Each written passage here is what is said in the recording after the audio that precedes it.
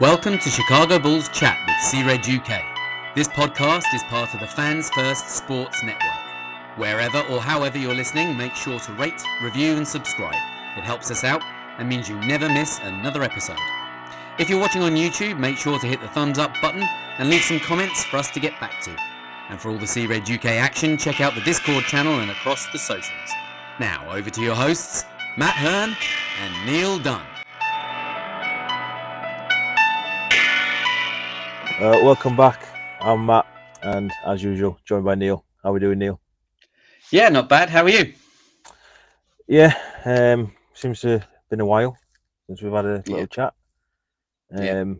Obviously, anybody who's regular listeners will notice we didn't put one out last week or any little videos on our own. Just basically had a week off. Schedules didn't match and stuff like that, did they? So, but we're back and we're going to try and talk some Bulls. Not that there's a lot going on, a lot of rumours. Some coming out today in terms of the draft and stuff like that as well. And that's kind of like what we're going to cover.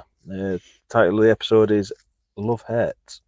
And basically follows on from a piece that you've wrote on our website about does the love of players, does the love of, from a fan's point of view, does the love of a player cloud your judgment on that player? And from management point of view, does their love of a player basically cloud the judgment in being able to build a team or a successful team, competitive team? Right. Well, mind you, AK managed to build a competitive team, didn't he? So he did for 35 games, and then it was a mediocre team that he called competitive. Yeah. I mean, obviously, I don't know if you want to elaborate a little bit more on your piece. Obviously, it was your idea. We will add the link into the description on YouTube. If you're not on YouTube, then it'll be on the socials. Well, it is on the socials. I'll let you elaborate. You've blasted around. Yeah, basically, I was just got to thinking about how, we all fall in love with players as fans. And, like you say, that does cloud your judgment. And sometimes you like a player, even for their faults. We'll use P. Will as an example. Anybody that listens regularly knows that I have been a stan for P. Will, even when he hasn't been meeting the objectives we'd set for him and we'd hoped for him. Granted, he's had 2 injured seasons, which hasn't helped either. But I've always kind of stood by him, even when other people have kind of turned away. But my point being, it was my take on P. Will clouding my actual judgment on him as a player and what he's bringing to the table for the Chicago Bulls. So that's kind of the fan perspective, just using that one as an example. And we're all guilty of it, and that's okay. We're fans, we're allowed. But my issue being is our management kind of falling into the same trap. And I kind of think they are. And again, we'll stick with the P. Will example for now. Maybe management need to use him and shop him because, I mean, at the end of the day, he is still quite a coveted piece on any team. He has the length and the size. He can play defense. He can shoot from 3. And, on paper, for another team, he could look like a real asset that they could add to their squad. So is he worth shopping from a managerial point of view and getting something back to help restructure this team that we have? AC is another example. Obviously, we all know about the situation with Zach. We also have the situation with DeMar. Is DeMar somebody that they've fallen in love with and not really seeing the bigger picture of, that they could maybe move him on and get something back for him? And it's just those kind of things that I was like touching on to make people have a little think about it, about their own perspective, but more importantly, about the perspective of management and how they're not making those cutthroat managerial decisions in order to improve this team, because they're falling into that same trap of being in love with what they see or liking what they see a little bit too much and getting clouded. Yeah, and I mean, obviously, everybody's entitled to their opinion on players, on absolutely what they think management should do, all that sort of stuff. And ultimately, the biggest decision comes down to management. And you can tell people's opinions. I mean, obviously, if you follow us on the socials, you'll see that I've been putting out the videos, like a little highlight package and asking questions. We've seen a couple of workout videos start surfacing. As much as people don't like them, it's, you know, at the end of the day, it's content, and I don't share them because the workout videos. I share them with a question of, what do you want to see from player X in, you know, year 3, year 4, whatever. And some of the comments on it basically, you know, just highlight how different we see players. The most polarizing one at the minute seems to be Dale and Terry. You get a lot of comments saying, ship him off to China, get him out of the league. He won't be in the league. He's only going to put up 2 points. He needs to improve his defense. He needs to improve his offense. Then you get some people saying, there's something there. There's, you know, he's already strong defensively. He just needs to improve his jumper, all that sort of stuff. And it kind of led us into thinking, what do we actually want to see this off season from this Bulls team, from management, and trying to put our love for the players to one side and make more managerial type decisions. Now, obviously, we're not going to build the roster. We're not going to put trade ideas out there, but we will talk about what we kind of expect the players on the roster from last year, what sort of moves they're going to make, if they're going to be back, all that sort of stuff. Obviously, the first thing that will happen this off season, well, we've already seen a little bit of change in terms of the coaching, and we've seen fans already saying, well, if that's the changes, I'm not impressed. I want to see more. Now, the changes to the playing roster can't happen. First thing that happens is the draft, and that's what, about 3 weeks away now. Yeah, we're getting closer. Yeah. So the first question I've got for you is, obviously, at the minute we've got the 11th pick, and we've seen various rumours start coming out around that we're looking at trading up for Donovan Clingan. There's rumours now that certain players are climbing, certain players are dropping, all this sort of stuff. Now, we've not done a dive on any players because at the end of the day, nobody knows what's going on. So, you know, and AK could have his heart set on a certain player, as the rumour was last week. But what's to say that player's not gone by the time he gets to the 11th pick? What's to say,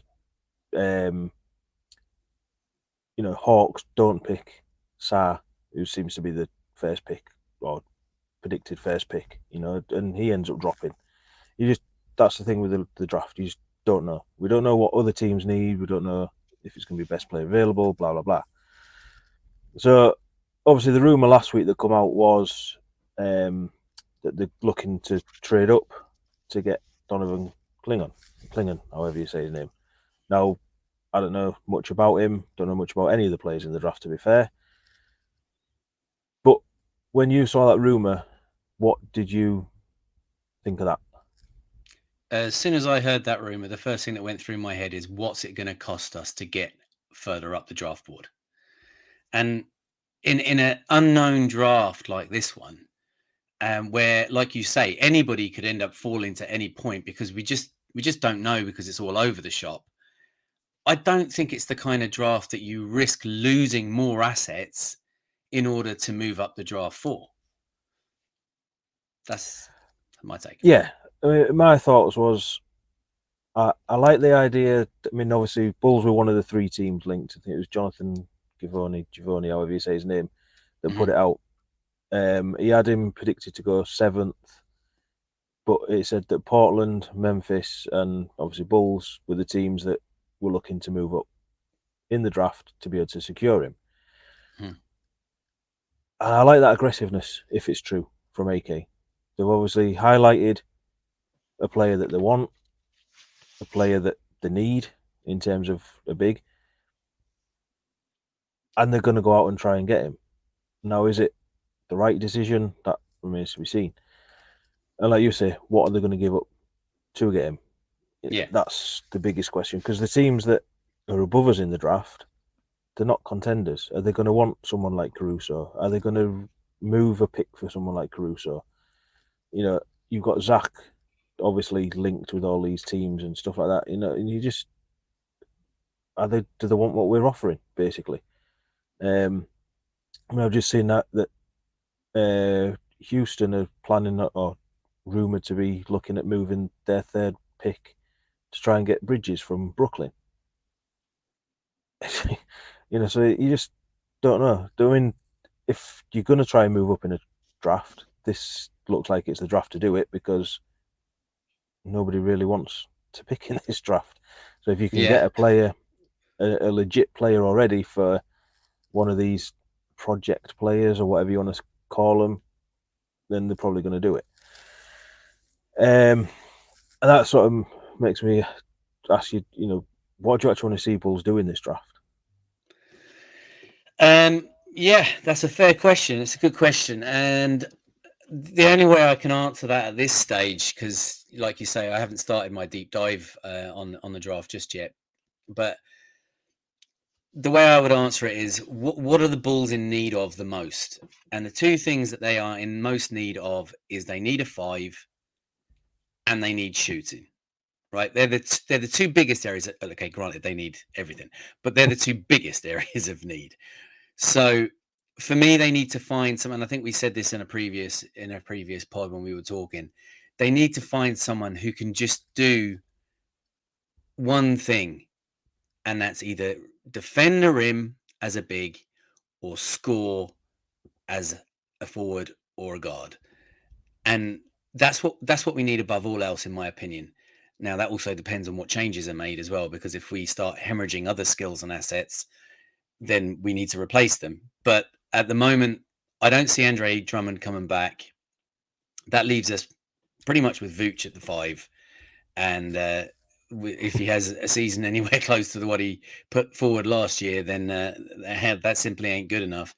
And he doesn't have any rim protection anyway. So for me, if they can pick up a big that can protect the rim a little bit, and if they can pick up a forward, preferably, or a guard that can just straight out shoot the ball, they'd be my two biggest areas that I would focus on.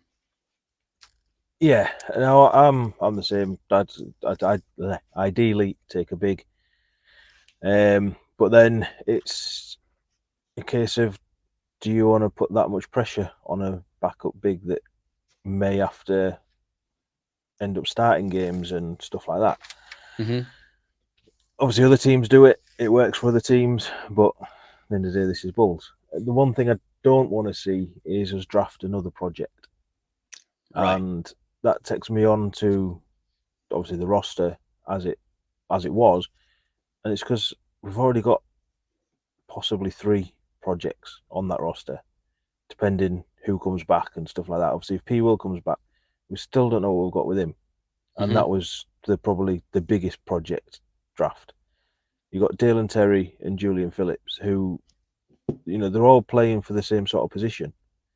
So why do you want to bring in another one who you don't know what their upside is? You don't know. You're then going to have possibly 4 players all trying to get into this similar sort of position that you want to give them minutes because they need the minutes to develop. But where do they all get the minutes? That's the thing. Mm-hmm. So obviously, if we look at the roster as it was last year, we'll go through it in alphabetical order and basically say what we think is going to happen with that player or what we'd like to happen with that player. And this is where we're going to have to maybe put our love for these players aside, and hopefully AK can as well. And obviously the first one up is Lonzo Ball. And obviously a bit of latest news that we maybe haven't covered is, I put the video out where he said he was 70%. He's now saying that he thinks he's going to be fit for the opening day of or opening game of the season. I've seen that video of him awkwardly dunking. Mm-hmm. But ultimately, In fairness, his dunk is okay. It's the landing that's awkward. Well, yeah. Yeah, it doesn't look good. And I mean, at the end of the day, Lonzo's been that cloud that's been hanging over this team now for the last 2.5 years. Mm-hmm. And as I've always said, if he can come back, brilliant. Fair play to him. He's the first player that's done it. Blah blah blah. Yeah. But Someone's got to be the first, I guess. yeah, but what version of him is coming back? And Yeah. for me, he's going to be at Bulls at least until trade deadline. Whether he's fit, whether he's not. Yeah. If he comes back and he plays games, it's a ramp up season for him. He's going to be trying to put himself out there to earn his next contract, even though he's just took 60 million off Bulls for sitting around. So he's not exactly short of a few bob. But obviously, if he can make it back on the court, he's going to want his next deal. And my only thing with that is, I really hope it's not with Bulls. I really hope that AK doesn't look at it and go, "Oh well, he's back.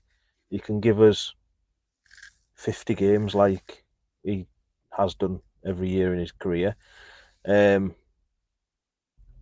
offer him another deal because I just want him off the team now. Mm-hmm. I'm sick of this. Is he coming back? Is he not? If he does come back, it's then going to be a case of how long is he going to be back for? How good is he going to be? And I'm sick of having that hanging over the team. And that's basically where I'm at with Lonzo.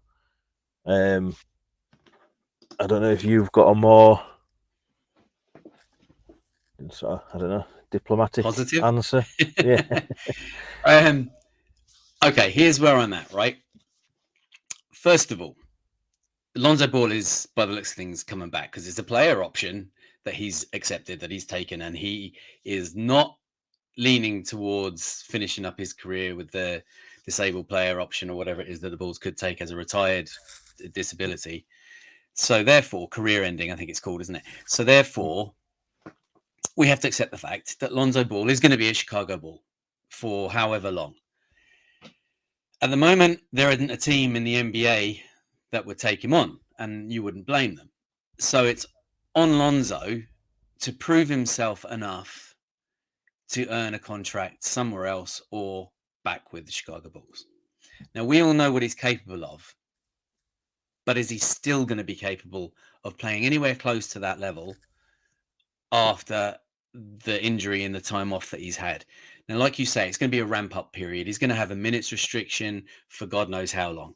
He's going to be tentative on the court himself, I think, even regardless of anything else. I think he's going to be very, very. I mean, you're out for 2.5 years. It's going to be more than 2.5 years by the time he steps foot on the court again. You're off for that length of time because of an injury. You're going to be shitting yourself stepping back on the court in case you blow something again. So I think he himself is going to be a shadow of that player, even if he is fit. As in, by fit, I mean the leg is better because I don't think he's going to be match fit for quite some time. And my fear is that I'm going to end up having a heart attack by the end of the season if Lonzo Ball is still on this team, because every single time he's on that court, my heart is going to be in my mouth about whether or not he's going to blow his knee again and end up sitting on the sideline. We won't get anything back for him. We just have to pay him to the end of the contract because there's no way he's going to accept that it's over. And it's just going to be a case of he'll walk away then at the end of the contract. And it's just messy, messy, messy. And I don't like it. And I'm not comfortable with it. So what I'd like to see is that Lonzo comes back, maybe plays 25 to 30 games, shows that he can still do something on the floor, but I don't want it to be enough that Arturis falls into the trap of re-signing him. But I want it to be enough that he could be put into some sort of a package deal and shipped off somewhere else and hopefully continue his career kind of like Derrick Rose did. We didn't think Derrick Rose was ever going to come back to basketball and finish out a full career like he has done since he left the Bulls, and fair play to him for doing it.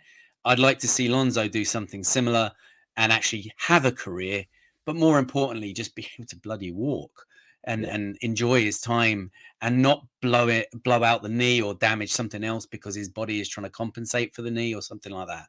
And I just, like, like you say, he's been an albatross. That contract has been an albatross around the neck of the Bulls front office. I think it's time to cut the chain as soon as we possibly can and just recoup anything that we can for him. And that's not to say I Yeah, don't like Lonzo, because I loved him when he was playing for those 35 games in 4 years. And it's time now though. It's time to get something. yeah. I mean, my thing with Lonzo is that he was never the healthiest of players. No. You know, I mean, people seem to bang on about this 35 games, but the game he went out in wasn't the 35th game of the season. It was the 42nd or something like that. Yeah. So even then, I think it was maybe COVID related why he was sat this so many games, which obviously can't be helped. But No. at some point he was going to pick up some sort of an injury that would keep him out for a game or two here and there. So what even now, it's still hanging over us. Is he coming back? Is he coming back? And how can you put a team together when you don't know if he's Right. back? And that's to me why he's always going to be that 15th spot, even next season now, where like he was last season. He's on the roster because you're paying him, but you can't rely on him. We can't plan to anything for next season around Lonzo. Basically, if he plays, he plays. If he don't, we've not planned it. So what's it matter? So obviously the next player, and this is where. Well, before you go on to the next player, sorry to jump in, but I've got a question for you about Lonzo. If he is match ready by the start of the season, does he start? No. Well, hopefully not. That's what I'm saying. Okay, so let's just say he proves that he's okay and he's getting there and his fitness level's getting up. By game 10 or 15, does he start? Again, hopefully not. Personally, I wouldn't, but at the end of the day, it's a £20 million player or 21 million Right. what he's going to be earning. You can't have that sitting on the bench. Right. And And that's that's what it will come down to. yeah, and that's the bit that annoys me with the whole thing is just rule him out for the season. Pay him. We're already paying him. Just appreciate his mindset that he's coming back and how he's had to stay mentally strong to do that. But just not a Bulls. I've had enough now. Yeah. No, it has to be admired, definitely. But yeah, we need to move forward. And unfortunately, as much as I like Lonzo's game when he is fit and healthy, it's time. Yeah. Next player up is one that I've put a video out about today, actually, and it is on Ralph Bittim. Now, obviously, he come in sort of back end of the season, middle of the season, whatever it was. Got that guaranteed deal for the rest of the season, converting the two-way. As we know, he come in hot. Had that big game against Cleveland where he went in and actually played all of overtime. Showed some promise and then just kind of dwindled and eventually disappeared and got ruled out with his eye injury, which obviously we've said before, we think is maybe the reason why his form did drop and his minutes dropped and stuff like that. Yeah. And this is where our love for a player can cloud our judgment. But if I look at the comments that have been put on the video, whether it's on Twitter or wherever it is, we're not the only ones. Bulls Nation seem to fell in love with him. And yeah, he's not a player that is going to get us into the playoffs. But he's a cheap option that has shown a little bit more work and he is NBA level. Whether the Bulls need to actually run plays for him, because there was a lot of times where he was standing on the arc and the ball would just go to the side of the court, and then next thing he's having to chase back like a madman on defense because whoever the ball did go to lost it, missed the shot, whatever it happened to be. Now, Personally, like I say, I think he's set to if he gets it fully guaranteed next year, it's like 1 million, 1.2 million, something like that. Personally, I'd bring him back. Even if he's going to be listed as your 14th man. We saw it last year with Terry Taylor, where he was on the team and then ends up getting waived. But for me, Bittim's the sort of player that can come in and he can actually add something. But at the same time, you're not exactly going to miss him if he's just sitting on the bench. I mean, we know Billy likes, as most teams do now, this 9-10 man rotation. So whoever's from sort of 11 to 15, they are essentially just bench warmers, coming in garbage time, all that sort of stuff. So, yeah, personally, I'd bring him back. He's cheap. And the one thing I don't want to see is that he leaves, stays in the NBA, and becomes a Bulls killer because he turns into Max Strus or something. Yeah. Yeah, and he's the kind of player that would be something like that. Yeah, for me, see, I agree with the whole cheap option thing. At the end of the day, a team is constructed with, you know, however many bench players that get regular minutes, and however many bench players that, like you say, just get splinters, right? But you need a full bench. You need a full squad. You need options in case of injuries. You need options in case things aren't working out and you need to try something different. And he's a back end piece at this minute. Now it's up to him to earn his way up the bench, right? But at this moment in time, he's a back end piece. And we need those too. And I think he's a pretty good option at a good price to have in there. Which is, and that is taking my personal feeling out of it. That's putting a managerial perspective on it. And I think that's the way it needs to be looked at. We need to be looking at cheaper options at the back end of the bench, working our way forward to the more expensive options should be your best players. Unfortunately, one of our most expensive players has been out an injury, as we discussed already. But I think Honor Up Bittim is definitely easy for you to say. Well, it wasn't that easy, was it? And I used to practice that name. Anyway, moving on. Yeah, I think he's a good piece to retain at a decent price to have at that as that back end piece as a backup for if and when we may need him. Yeah, I mean, before we sort of move on, and kind of like going back to the draft a little bit, is I think one thing that fans are guilty of is thinking that every player is going to be a superstar. Whether you've drafted them or the like Dale and Terry, for example, gets a lot of criticism for not being a superstar level player. And it's like, how many teams have 15 superstars on? They don't. You have a lot of teams have 1, 2, maybe a couple of all stars, and then the rest is made up of role players.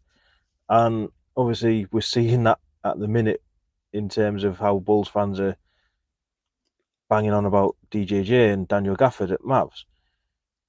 Now, yeah, they're having a good time of it, but they wouldn't have been if they were still at Bulls. DJJ has pretty much said that himself. Of he left because he needed to showcase what he can do. But DJJ and Daniel Gafford aren't the reason why Mavs are in the finals.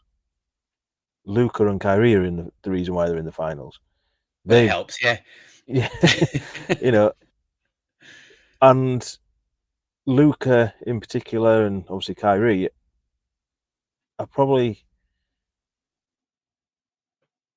beneficial to players like DJJ because of the lobs they can put up and stuff like that. And right, this is kind of like it all goes back into what we're trying to do now. Of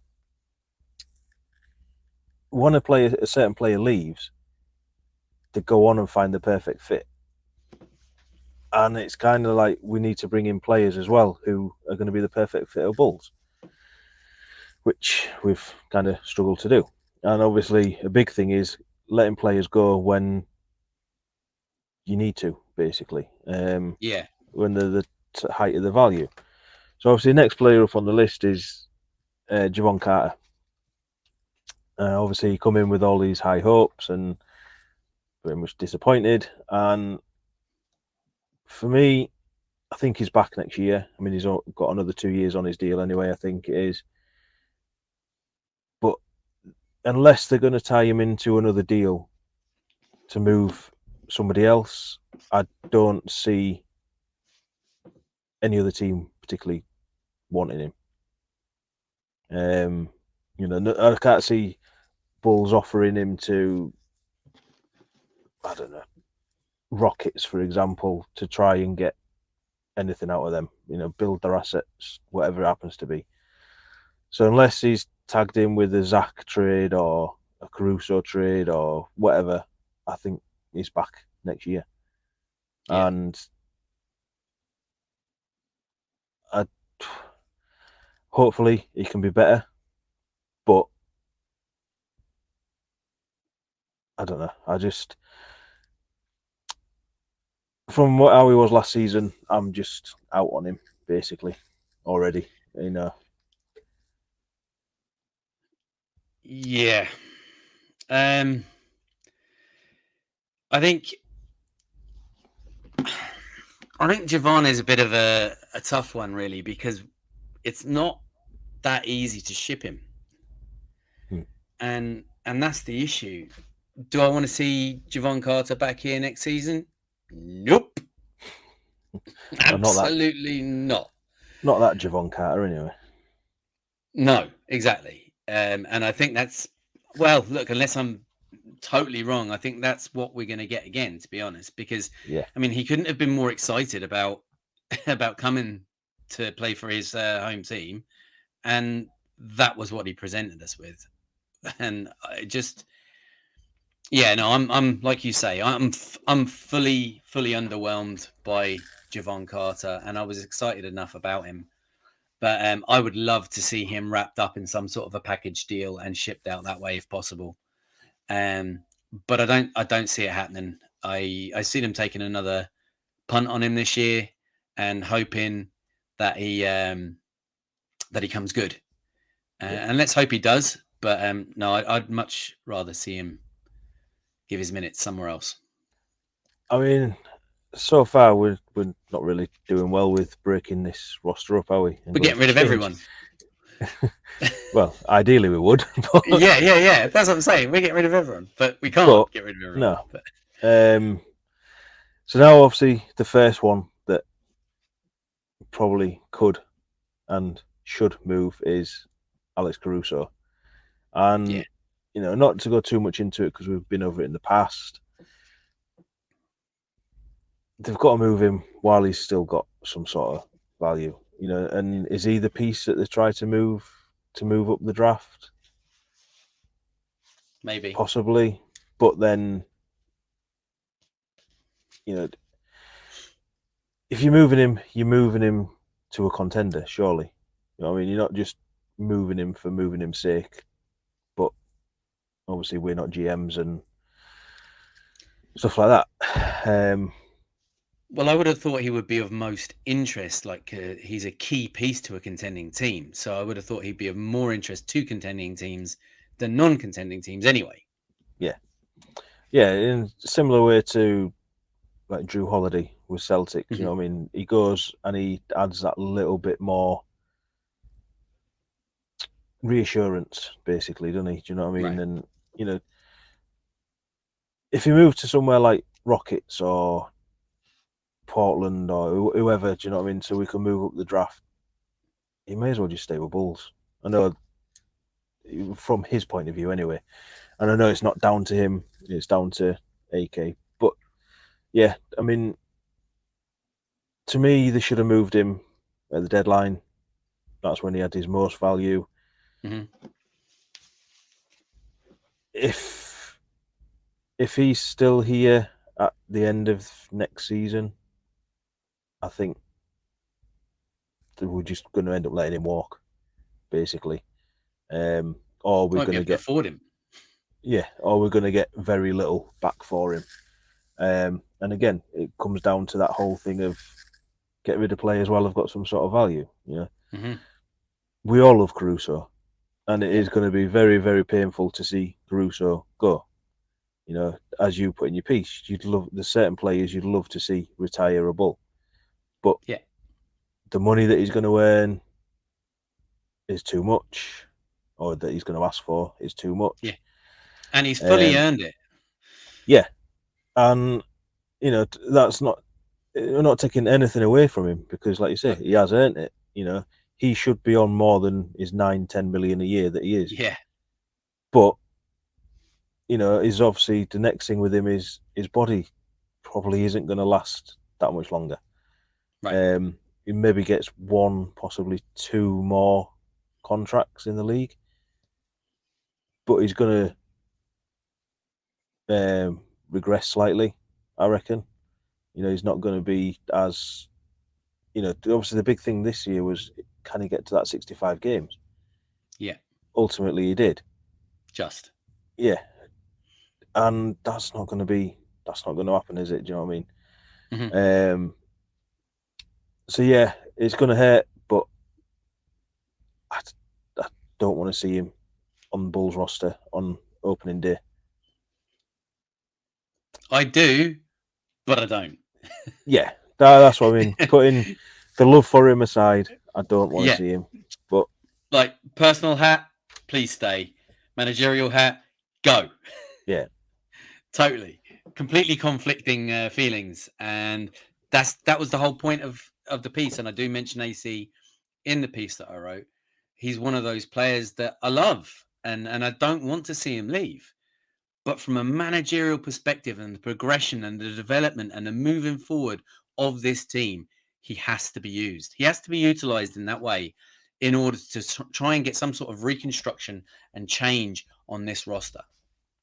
yeah, and at the end of the day, he is a valuable asset. He will be a Hmm. valuable asset to any team. And I mean, I know we've said before that we didn't want to see him put into a trade to be able to move off from Zach, for example. Mm. But if that's what it takes, just do it. You Yeah. know, it's not. Once the potency of Alex Caruso doesn't get lost in doing that, because I think you could move Alex on his own and get a decent return.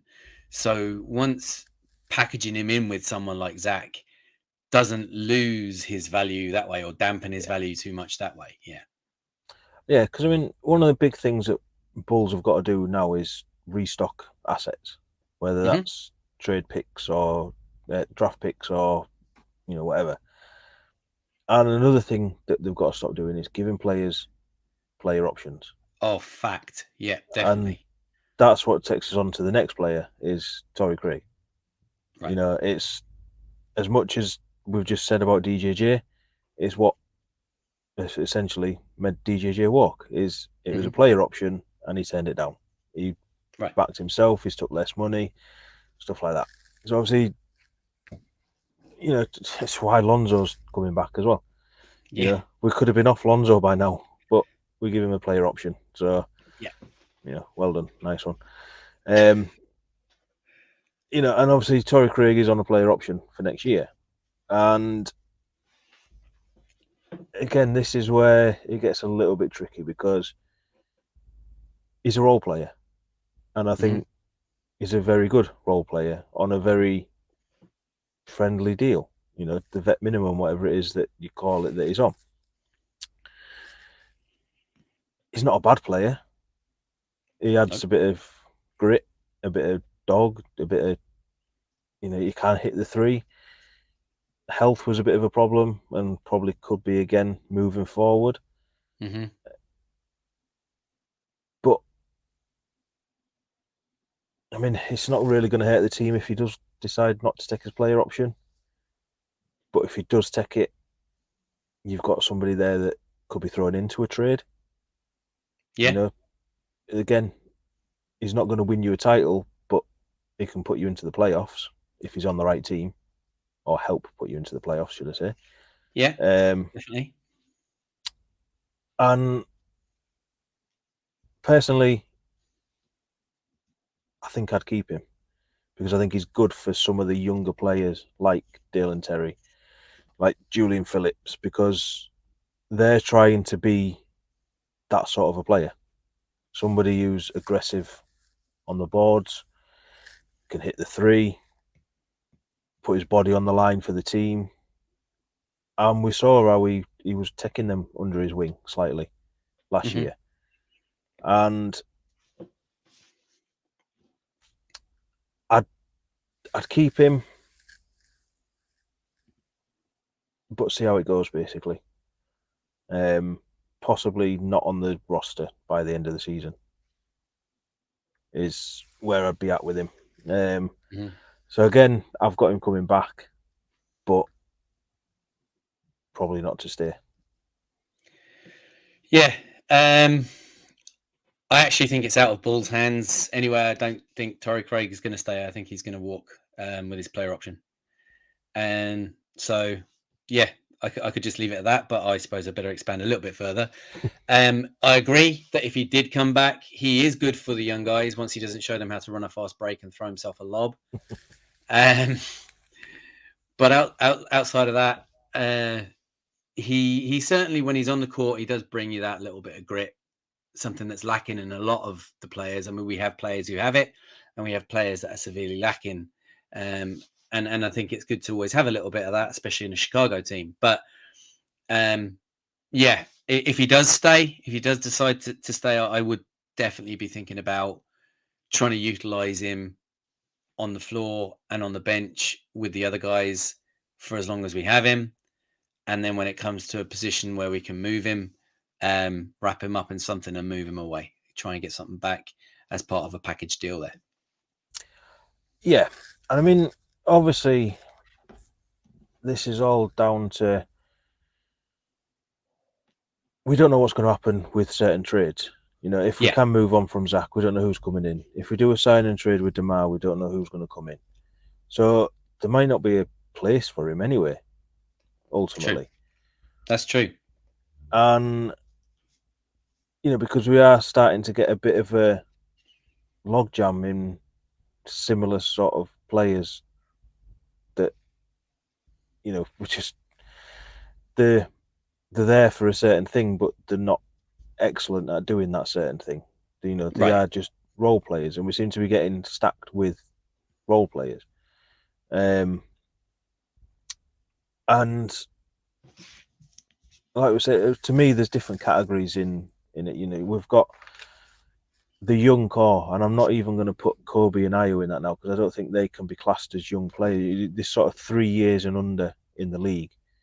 You know, they're the ones that fill out that 11 to 15 sort of places, aren't they? But at the same time, you want to see the likes of Dale and Terry, the likes of Julian Phillips, pushing for that 6 to 10 man sort of position. And somebody like Torrey Craig's going to stand in the way of that. That's true. So it's tough. And, you know, like, again, going back to some of the comments that you see going on Twitter, and it's like with, like, Bittim, for example, I saw a comment before and it was, he's the least of my worries. And it's like, I get it, but you've still got to fill the roster out. You know, you can't just write every player off the roster. Mm-hmm. You know, and the biggest concerns are obviously the likes of Zach, Caruso, DeMar, you know, and obviously replacing Drummond. And I mean, obviously we've started this, but I'll sort of finish it there for tonight. And we'll move on to the next players in the next episode. Next however many. Obviously it is getting later and we both need to go to bed. So yeah, obviously that's just to start it off. So as it is, we've got Lonzo Ball coming back. We'd both like to see Bittim coming back, but we just don't know.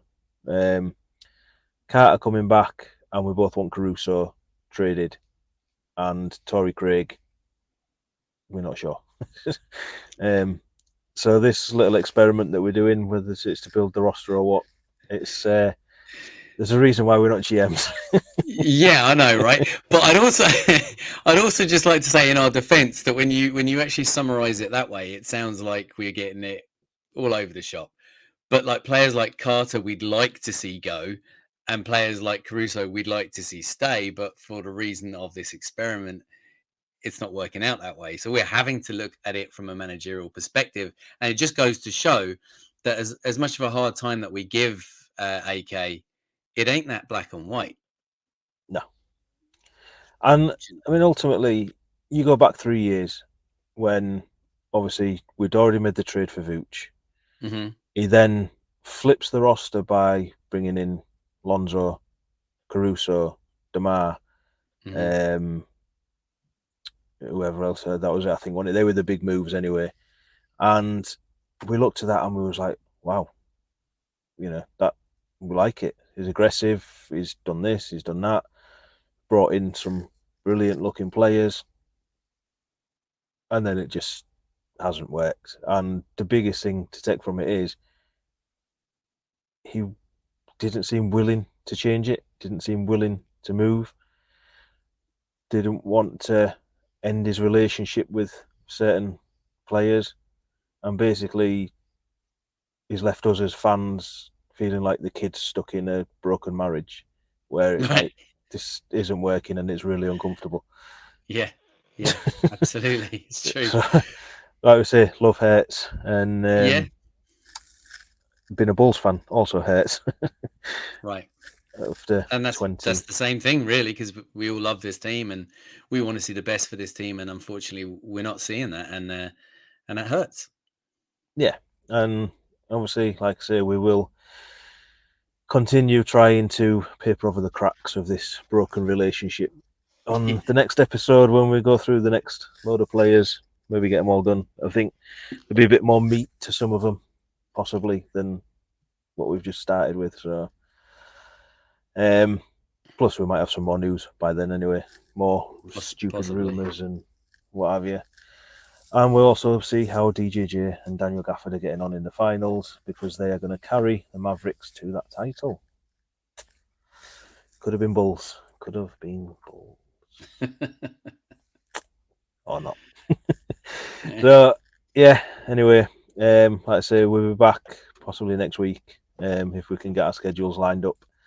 And we'll go through the rest of the roster and whatever else news comes up. But until then, thanks for listening. Like I say, we'll drop all the links in the description for the Neill's article and stuff like that. Go check it out. Thanks for listening. Thanks for watching. And as always, I've been Matt. You can find me on Twitter at MattCRedUK, and you can find us on all the socials at CRedUK. And I'll be hanging around Twitter at Neill UK on behalf of us both, and of course the Fans First Sports Network. Thanks once again to all of you for tuning in. And from us both, do remember it's a Chicago Bulls thing wherever you are in the world. Until next time, see red people and go Bulls.